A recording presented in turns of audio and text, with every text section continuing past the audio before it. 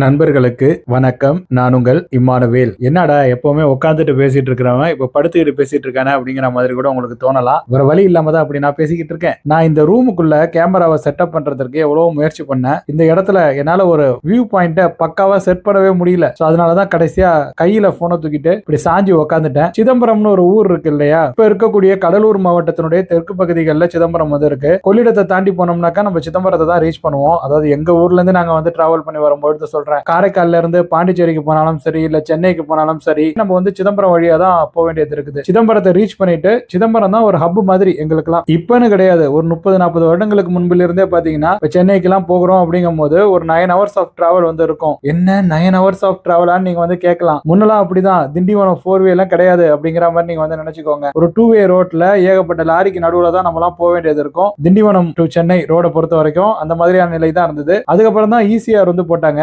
ECR வந்த பிறகு பாத்தீங்கன்னாக்கா அதுவும் சின்ன ரோடு தான் அந்த பீரியட்ல. பட் ஆனா டிராபிக் இருக்காது. நான் சொல்றதெல்லாம் பாத்தீங்கன்னாக்கா 25 வருஷத்துக்கு முன்னாடி இல்ல 30 வருஷத்துக்கு முன்னாடி அப்படிங்கிற மாதிரி எடுத்துக்கொள்ளுங்க. காரைக்கால்ல இருந்து சிதம்பரத்துக்கு வந்துருவோம். சிதம்பரத்தை ரீச் பண்றதுக்கு ஒரு 2 hours ஆகும். இப்போ ஓன் வெஹிக்கிள்ல வந்தா கூட 2 hours ஆயிடும் சிதம்பரத்தை ரீச் பண்றதுக்கு. ஏன்னா நம்ம ஊருக்குள்ள எல்லாம் பூந்து தான் வருவோம். சீர்காழியை கடந்து தான் நம்ம சிதம்பரத்தை வந்து ரீச் பண்ணணும். சீர்காழியை அப்ப அவுட்டர் பைபாஸ்ல எல்லாம் கட் பண்ண முடியாது. சிதம்பரம் வந்த உடனே சிதம்பரத்துல தான் சாப்பிடுவோம். பெரும்பாலும் பாத்தீங்கன்னாக்கா அதுக்கு தகுந்த மாதிரி தான் நம்மளுடைய டைமிங் வந்து அமையும். ஏர்லி மார்னிங் கிளம்பணும்னா உங்களுக்கு மார்னிங் பிரேக்ஃபாஸ்ட் வந்து அநேகமா சிதம்பரத்துல தான் வந்து இருக்கும். காலையில கிளம்பணும் அப்படிங்கும் போது மதியான சாப்பாடு, அதாவது ஒரு 10 மணிக்கு 11 மணிக்கு கிளம்பணும்னாக்கா 1 மணி வாக்குல நம்ம சிதம்பரத்தை ரீச் பண்ணிடுவோம். மதியான சாப்பாடு வந்து நம்ம சிதம்பரத்துல தான் வந்து எடுத்துப்போம். வெளியூர்ல இருந்து கிளம்பி இங்க வரும்பொழுதும் கூட கொஞ்சம் லேட் நைட் ஆயிட்டு ஈவினிங் நம்ம வந்து கிராஸ் பண்ணிட்டோம்னாக்கா நைட்டு சாப்பாடு சிதம்பரத்துல தான் வந்து இருக்கும். சிதம்பரம் நகரம் அந்த அளவுக்கு பாத்தீங்கன்னாக்கா நம்ம டிராவலின் பொழுதெல்லாம் அதிக தொடர்புக்குள்ளாகக்கூடிய ஒரு நகரமாக இருந்தது. ஒரு 15 வருஷத்துக்கு முன்னாடி தான் பாத்தீங்கன்னாக்கா சிதம்பரத்தை அவுட்டர்ல கட் பண்றதுக்கான அவுட்டர் பைபாஸ் வந்து போடப்பட்டது. இப்ப அதுக்கெல்லாம் மேல பாதி புவனகிரி ரோடு வரைக்கும் நம்ம கட் ஆயிட்டு தான் நம்ம வந்து பைபாஸ்ல ஏறுறோம். 4 வே மாதிரி போட்டிருக்காங்க இல்லையா, அந்த சிமெண்ட் ரோடு அந்த மாதிரி இருக்கு இப்ப விழுப்புரம் டு நாகப்பட்டினம் ஹைவே. அதனால பாத்தீங்கன்னா சிதம்பரத்திற்கு உள்ள போறதுக்கான ஆப்பர்ச்சுனிட்டியா நமக்கு கிடைக்கிறது கிடையாது. சிதம்பரம் வழியா நம்ம போறது கிடையாது.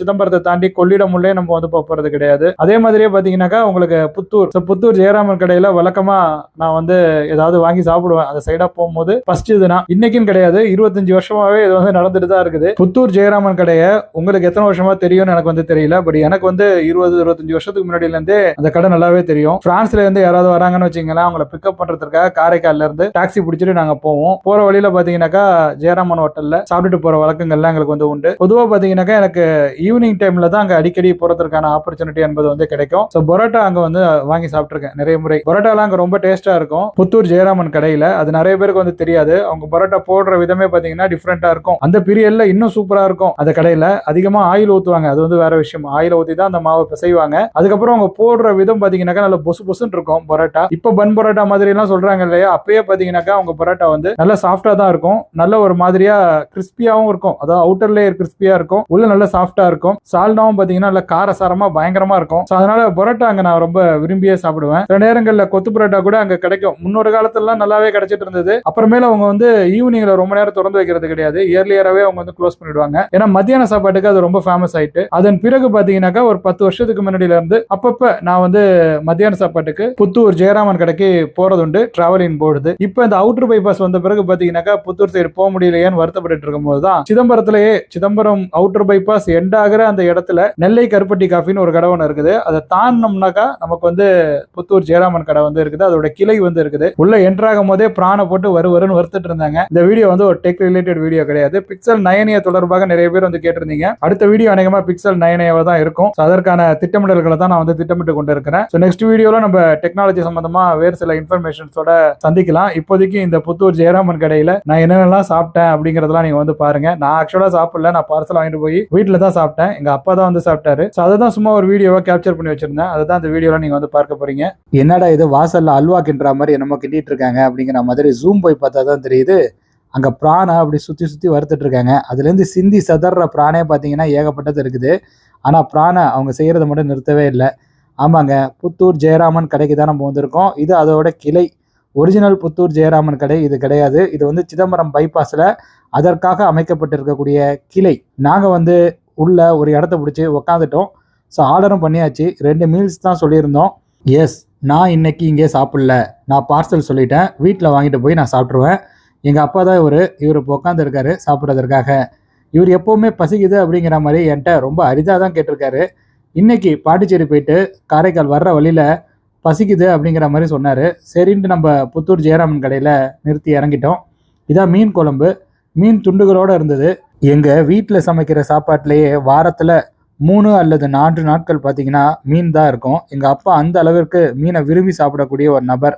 மீன் குழம்பும் அவருக்கு ரொம்ப பிடிக்கும். அவர் ஓகேன்னு ஒரு வாயால் சொல்லிட்டாலே இந்த மீன் குழம்பு நல்லா இருக்குது அப்படிங்கிற மாதிரி தான் அர்த்தம். ஏன்னா அவங்களோட வயசுக்கு நிறைய விஷயங்கள் வந்து சாப்பிட்ருப்பாங்க. அவங்க காலத்தில் அந்த கிடைத்த பொருட்களினுடைய தரமே வந்து வேறங்க. அப்போ கிடைச்ச மாதிரியான குவாலிட்டியான மீன்கள் எல்லாமே இப்போ கிடைக்கிறதில்ல அப்படிங்கிறத அவர் வாயாலேயே நான் சொல்ல கேட்டிருக்கேன். கண்ணாடி பாறை தான் அவருக்கு ரொம்ப பிடிச்ச மீன். எனக்கும் கண்ணாடி பாறை ரொம்ப ரொம்ப பிடிக்கும். அப்புறம் காக்கா மீன், வவ்வா மீன், அரடி, கிழங்கா, இந்த மாதிரி ஏகப்பட்ட மீன்கள் இருக்குது. இந்த கடையில் என்ன ஃபேமஸ்ன்னு கேட்டிங்கன்னா அவங்களுடைய அந்த ப்ரான் ஃப்ரை தான். ஆமாம், ப்ரான் ஃப்ரை தான் புத்தூர் ஜெயராமன் கடைக்கே ஒரு ஒளி விளக்குன்னு சொல்லலாம். ரொம்ப வருஷத்துக்கு முன்னாடியிலேருந்து இந்த கடையில் சாப்பிட்டவங்க இப்போ இருக்கக்கூடிய இந்த டேஸ்ட்டை பார்த்து ரொம்பவே இம்ப்ரெஸ் ஆவாங்களான்னு கேட்டிங்கனாக்கா அது ஒரு கேள்விக்குறி தான். நான் உட்பட நான் நிறைய முறை சாப்பிட்ருக்கிறதுனால இப்போ முன்ன இருந்த டேஸ்ட்டு கொஞ்சம் குறைவாக இருக்கும் அப்படிங்கிற மாதிரி தோணுது. ஆனால் இந்த ப்ரான் ஃப்ரையை பொறுத்த வரைக்கும் இது ஒர்த்து அப்படிங்கிற மாதிரி தான் எனக்கு வந்து ஃபீல் ஆகுது. ஏன்னா இப்போ ப்ரைஸஸும் நிறைய ஹைக் பண்ணிட்டாங்க. எனக்கு தெரிஞ்சு நான் வந்து இங்கே 50 ரூபாய்க்கு சாப்பிட்ருக்குறேன். அதற்கும் கீழே கூட நான் வந்து சாப்பாடெல்லாம் வாங்கி சாப்பிட்ருக்கிறேன். இப்போ சாப்பாடு விலையும் வந்து ரைஸ் ஆகிருக்குது. அந்த மாதிரி ப்ரான் ஃப்ரையும் பார்த்தீங்கன்னாக்கா 120 ரூபாய்க்கு முன்னாடி வித்துட்டு இருந்தது. அதுக்கு முன்னாடி பார்த்தீங்கன்னா 100 ரூபாய்க்கு, அதுக்கு முன்னாடி 80 ரூபாய்க்குலாம் வித்துட்டு இருந்தது. அப்புறமேல் 180 ரூபா ரேட் வந்து ஃபிக்ஸ் பண்ணாங்க. இந்த வாட்டி நான் வந்து பார்சல் வாங்கும் போது ப்ரைஸ்லாம் எதுவும் கேட்கல. நான் அப்படியே வந்து என்ன சொன்னாங்களோ அதை கொடுத்துட்டேன். இப்போ நீங்கள் வந்து பொருட்கள் வாங்கும் போது அது என்னென்ன ப்ரைஸ் அப்படிங்கிறத வந்து கேட்டு தெரிஞ்சுக்கிட்டு அதுக்கப்புறம் சாப்பிடுங்க. எதனாலனா ஃபிஷ் மாதிரியான ஐட்டங்களோட ப்ரைஸ்லாம் வேரி ஆகிட்டே இருக்கும். ஏன்னா அதனுடைய அந்த அவைலபிலிட்டியை பொறுத்து சில நேரங்களில் அது ரொம்ப ஈஸியாக கிடைக்கும், சில நேரங்களில் அது கிடைக்கிறது ரொம்ப கஷ்டமாக இருக்கும். ஸோ அதனால் நீங்கள் சாப்பிட்றதுக்கு முன்னாடி ஒரு பொருட்களினுடைய ப்ரைஸ் என்னங்கிறத கேட்டுட்டு அங்கே வாங்கி சாப்பிட்டீங்கன்னாக்கா நீங்கள் வந்து பலனடைஞ்ச மாதிரி ஃபீல் பண்ணுவீங்க. ஏன்னா ப்ரைஸ் கொஞ்சம் அதிகமாக இருக்கிற மாதிரி தான் தெரியும். எறா குழம்பு, மீன் குழம்பு மற்றும் சிக்கன் குழம்பு அப்படிங்கிற மாதிரி 3 டைப்ஸ் ஆஃப் குழம்பு வந்து கொடுத்துருந்தாங்க. இதுதாங்க அந்த கெட்டி தயிர். இது நம்ம தனியாக தான் வாங்கணும். முன்னாடி பார்த்தீங்கன்னா அதை சாப்பாடு கூடயே கொடுப்பாங்க. அதுக்கப்புறம் அதை தனியாக பிரித்து 20 ரூபான்னு ரேட்டு போட்டிருக்காங்க, 40 ரூபான்னு ரேட்டு போட்டாங்க. இப்போ எவ்வளோ போடுறாங்கன்னு எனக்கு வந்து தெரியல. பட் அதை வாங்குங்கன்னு அவங்க ஃபோர்ஸ்லாம் பண்ண மாட்டாங்க. அவங்க மோர் வச்சுருப்பாங்க, மோர் ஊற்றியே நீங்கள் வந்து சாப்பிட்லாம். ரசமும் இருக்கும். உங்களுக்கு வேணும்னா நீங்கள் வந்து அந்த கெட்டி தயிரை காசு போட்டு வாங்கிக்கலாம். சரி, இந்த குழம்புல எது நல்லா இருந்ததுன்னு கேட்டிங்கனாக்கா சிக்கன் குழம்பும் மீன் குழம்பும் நல்லா இருந்தது. எனக்கு ரொம்பவே பிடிச்சிருந்தது. நான் வீட்டில் போய் சாப்பிட்ட வரைக்குமே எனக்கு வந்து ரொம்ப பிடிச்சிருந்தது. எங்கள் அப்பாவுக்கு ரொம்ப பிடிச்சிருந்தது இந்த மீன் குழம்பு. ஓகேன்னு சொன்னார். அவர் ஓகேன்னு சொன்னாலே போதுமானது. ப்ரான் குழம்பு வந்து ரொம்ப ஆவரேஜ். அது வந்து அந்த அளவுக்கு உங்களை இம்ப்ரெஸ் பண்ணாது. இது போக சாப்பாடு கூடயே கீரை மசியல் மற்றும் தயிர் பச்சடிலாம் கொடுப்பாங்க. அதாவது தயிர் வெங்காய பச்சடி. அதில் கீரை மசியல் பார்த்தீங்கன்னா ரொம்ப நல்லாவே இருக்கும். நீங்கள் வந்து ஒரு நான்வெஜ் ஹோட்டலில் சாப்பிட்ற மாதிரியான ஒரு ஃபீலே உங்களுக்கு கொடுக்காது. அது வந்து ஒரு வெஜிடேரியன் ஹோட்டலில் சாப்பிட்ற கீரை மசியல் மாதிரி ரொம்ப டேஸ்ட்டாகவே இருக்கும்னு சொல்லலாம். ஸோ இதுதாங்க புத்தூர் ஜெயராமன் ஹோட்டலினுடைய அந்த என்ட்ரன்ஸு. சாப்பாடை நான் பார்சல் வாங்கிட்டு காரில் ஏறிட்டேன். இப்படியே நேராக வீட்டுக்கு போய் அதை ஓப்பன் பண்ணி சாப்பிட ஆரம்பிக்க வேண்டியதா. என் கூட நீங்களும் வாங்க, ட்ராவல் பண்ணி நம்ம வீட்டில் போய் பிரித்து சாப்பிட்லாம். வீட்டில் போயிட்டு நான் ஓப்பன் பண்ண ஆரம்பிச்சிட்டேன். ஸோ இங்கே பாருங்கள், இதான் வந்து சிக்கன் கிரேவின்னு நினைக்கிறேன், சிக்கன் மசாலா. ஸோ சிக்கனும் ப்ரானும் நான் வந்து வாங்கியிருந்தேன். எவ்வளோ எண்ணெயாக இருக்குது பாருங்கள். அண்ட் இந்த சிக்கன் வந்து ஒர்த்தான்னு கேட்டிங்கனாக்கா எனக்கு அப்படி ஃபீல் ஆகலை. ஏன்னா நிறைய எலும்போடு தான் வந்து இருக்கும். நம்ம போன்லெஸ் ஐட்டம்லாம் நிறைய சாப்பிட ஆரம்பிச்சிட்டோம்.